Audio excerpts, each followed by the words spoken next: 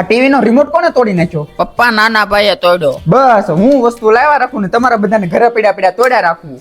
આ કઈ મફત આવે છે? પપ્પા મારા ચપ્પલ તૂટી ગયા, નવા ચપ્પલ લઈ જો ને. હજી તને નવા ચપ્પલ લઈ દીધા, એનો 1 મહિનો નથી તા તોડી હોતે ને નાખ્યા.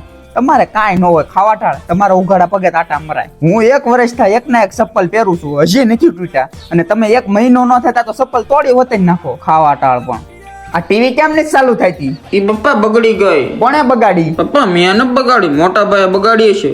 મેં તો પપ્પા કાલની ટીવી જ ચાલુ નથી કરી. અત્યારે એક કે હાસુ નહીં બોલે, ઓલો કે મેં નથી બગાડી, ઓલો કે મેં નથી બગાડી. તો કોઈ બહારથી આવીને બગાડીને વયું ગયું?